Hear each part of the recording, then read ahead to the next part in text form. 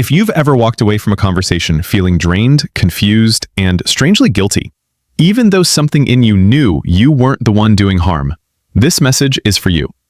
If you've ever sat there replaying someone's face, their tone, the silence, the sudden coldness, trying to understand what just happened, you're not imagining it. You're not too sensitive. You're not making meaning out of nothing. When you've been dealing with a narcissistic person, a lot of what hurts you is not always said out loud. It's carried in the shift of energy, in the look they give you, in the tension that enters the room the moment they realize they are no longer fully controlling how you feel. One of the clearest signs that a narcissist is losing power is often very small. It can happen in a second. Their face tightens, their eyes change, their body becomes more rigid. There is a pause that wasn't there before. It's not dramatic, it's subtle, but if you've lived in that dynamic, your nervous system notices it right away. Something in them shifts because something in you has shifted first. You stopped chasing. You stopped over-explaining. You stopped defending your reality. You stopped trying to rescue the connection while they were damaging it. And the moment they feel that, their body often tells the truth before their words do. This is important to understand because many people coming out of narcissistic relationships are used to listening only to words. They were trained to do that. They were trained to ignore what they felt and focus on the explanation, the excuse, the story, the promise, the denial. But the body often reveals what the mouth is trying to hide. And one of the most revealing moments is when a person who depends on control starts to feel it slipping away. The tiny body language shift can look different depending on the person, but the meaning underneath is often the same. It might be the smile disappearing for a split second. It might be the eyes narrowing when you stay calm. It might be the jaw clenching when you say no without anger. It might be a sudden stillness when they expected you to react emotionally and you didn't. It might be a posture change, where they lean back and go cold, or lean forward in a more intense way, trying to re-enter your emotional space. Sometimes it's a quick flash of irritation across the face before they put the mask back on. Sometimes it's the sudden loss of charm. That moment matters because it shows you something very real. Their power was never actually about love, truth, or connection. It was about emotional influence. It was about being able to pull your attention, shape your reactions, and keep themselves at the center of your inner world. When that starts to weaken, even slightly, their body reacts. Not because they are losing love, but because they are losing access. This is why so many people feel confused when the narcissistic person seems especially unsettled after calm boundaries. You would think screaming, fighting, or dramatic confrontation would affect them most. But often, what affects them more deeply is your emotional withdrawal from the game. Not coldness, not cruelty, just clarity. Just the moment you stop handing them your nervous system. A narcissistic person often builds a sense of security by managing how others see them and how others respond to them. If they can make you doubt yourself, chase their approval, explain your pain, or fear their withdrawal, they stay in a stronger position. They don't need to solve the real problem if they can control the emotional frame around it. So when you become steadier, when your face no longer shows panic, when your voice becomes simple and calm, when your body is no longer begging to be understood, they feel the loss almost immediately. That is why the body shift happens. Control-based people are very sensitive to changes in access. They may not be emotionally attuned in a healthy way, but they are often highly attuned to whether they still have influence. When they sense that their old methods are not landing the same way, there's often a split second where their real reaction appears before they manage it. That's the exposure. Not because they confess anything, but because their nervous system reveals frustration, threat, or instability when your compliance begins to disappear. A lot of survivors miss this because they have spent so long monitoring danger that they only notice the big behaviors. The yelling, the blame, the silent treatment, the insults, the cheating, the lies. But the small body language shift is often the beginning of the truth becoming visible. It is the crack in the performance. It is the point where the polished image slips and the deeper motive appears. For example, think about what happens when you stop defending yourself against false accusations. In the past, maybe you would explain for 20 minutes, trying to prove your intentions, trying to fix the misunderstanding, trying to keep the peace. That emotional effort fed the dynamic. It showed them that one accusation could hook you deeply. But if one day you simply say, "I don't agree with that," and then go quiet, something changes. They may freeze for a second. Their face may harden. Their eyes may search yours more intensely. Why? Because the usual opening didn't work. The door they normally walk through to get into your mind did not open the same way. Or maybe they make a provocative comment designed to get a reaction. In the past, you may have cried, argued, or tried to get them to admit what they meant. But now, you just look at them calmly and say, "Okay," or "I'm not doing this." That tiny tightening in their expression is often the real message. It says, "This is not going the way I expected." It says, "I can feel my reach getting shorter." It says, "I may have to escalate, withdraw, charm, punish, or switch tactics because the old control path is weakening." This doesn't mean every facial tension or awkward pause proves something. Human beings are complicated. Everyone has moments of frustration. But in a narcissistic pattern, this shift shows up in a larger context. It shows up alongside manipulation, blame shifting, emotional invalidation, entitlement, and a repeated need to dominate the emotional reality of the relationship. The body language alone is not the whole story. It becomes meaningful because it fits the pattern you have already been living. And what did that pattern do to you? It made you hyper-aware. It taught you to scan for mood changes, tone changes, eye movements, silence, and distance. It taught you that safety could disappear in one moment. It made your body work overtime trying to predict the next emotional turn. So when I say this tiny shift exposes a narcissist losing power, I also want to be careful and respectful about what that means for you. You did not become observant because you were dramatic. You became observant because your nervous system had to learn survival in an unstable emotional environment. That is also why you may feel strangely shaken when you finally see that shift clearly. On one level, it validates what you suspected all along. It confirms that their calmness was not always calmness. Their confidence was not always strength. Their charm was not always sincerity. Sometimes it was management.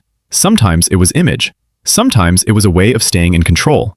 But on another level, seeing it can be painful, because it forces you to accept that the relationship may not have been built on the mutual care you kept trying to create. Many people stay stuck because they believe that if they just explain better, love better, forgive better, or stay calmer, the narcissistic person will soften into honesty. But often, the opposite happens. The calmer and clearer you become, the more visible their discomfort gets, because your clarity removes the fog they relied on. When you stop arguing with manipulation and start observing it, they lose a layer of power. When you stop trying to get them to agree with reality and simply stand in it yourself, they lose another layer. When you stop seeking closure from the person who created the confusion, the structure begins to collapse. This is why awareness is such a turning point. Awareness is not just seeing what they do, it is seeing what stops working once you change your position. It is noticing that the dynamic depended on your emotional participation. Not your fault, but your participation. Your hope, your explaining, your self-doubt, your attempts to be fair with someone who was using fairness only when it benefited them. Once you begin to pull that energy back, you start to see more clearly who becomes uncomfortable and why. Sometimes the narcissistic person responds to this loss of power by going colder. The body becomes flatter, less expressive, more dismissive. That coldness is often meant to pull you back in. It is designed to make you feel the loss, chase repair, and return to your old role. Sometimes they do the opposite. They become more intense, more charming, more attentive, more physically present. They lean in, hold eye contact longer, suddenly seem more engaged. But that too can be a reaction to losing control. It is not always intimacy. Sometimes it is re-entry. This is where many people get pulled back into confusion. They think, now they care, now they see me, now they're trying. But the question is not only what they do in that moment. The question is, what pattern returns once they feel secure again? Real change is steady, accountable, and consistent. It does not appear only when you are pulling away. It does not depend on the threat of losing supply, admiration, access, or emotional control. If someone becomes most attentive when they feel your distance, that is not automatically love. Sometimes it is panic over reduced influence. And this is why your own body matters just as much as theirs. When you see that tiny shift, the work is not to obsess over decoding every movement. The work is to come back into yourself. What was just said? What happened right before their expression changed? Did I state a boundary? Did I stop explaining? Did I stay calm? Did I stop accepting a false frame? Those questions help you connect the moment to the pattern. They help you understand not just them, but the dynamic. This is where healing begins to become practical. Not theoretical, practical. You stop asking, how do I make them understand? And start asking, what happens when I stop abandoning my own clarity? You stop trying to win small emotional trials inside conversations that were never designed to be fair. You stop measuring your worth by how regulated they act when they are getting their way. You stop thinking their displeasure means you did something wrong. Sometimes their discomfort is simply the result of your growth. Boundaries become different when you understand this. A boundary is not an argument with better wording. It is not a performance of strength. It is not something you say to force respect from someone committed to avoiding it. A boundary is the calm decision to stop participating in what harms you. It can sound simple. I'm leaving this conversation. I'm not discussing this again. That doesn't work for me. I'm not available for this. The power is not in making them like it. The power is in your willingness to hold it even when they don't. And that is often when the body language shift becomes strongest.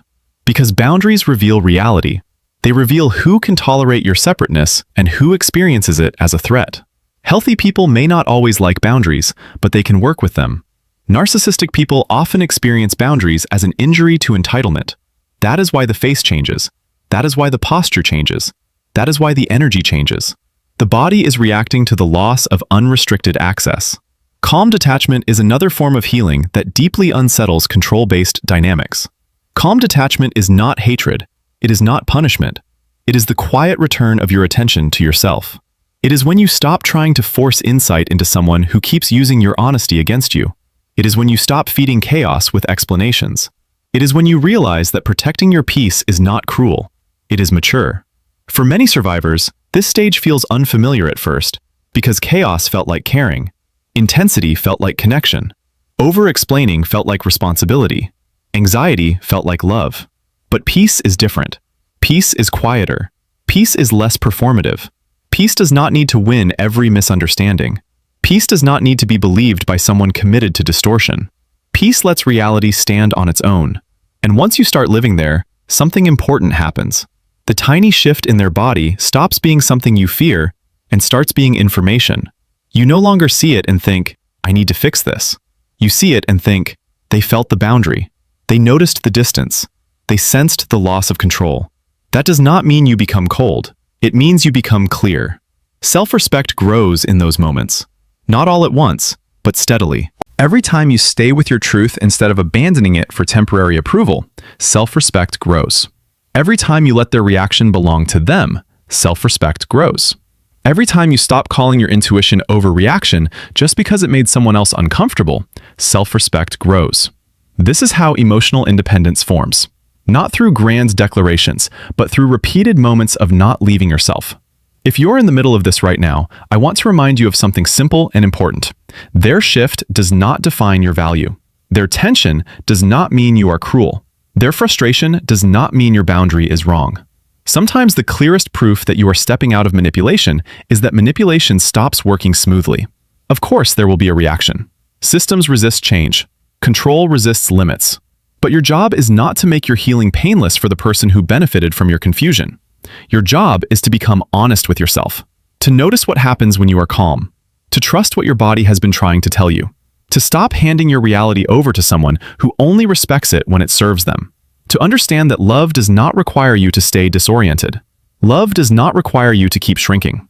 Love does not leave you constantly searching someone's face for evidence of safety. Real healing brings you back to a steadier life, a quieter life. Not empty, not numb, but clear. You stop living from reaction and start living from choice. You notice more, you chase less, you explain less, you recover faster. You become less available for emotional traps and more available for your own peace. And over time, the person who once had the power to destabilize you with a look, a pause, or a tone begins to lose that access completely. That is the deeper truth hidden inside that tiny body language shift. It is not just exposing them, it is revealing you.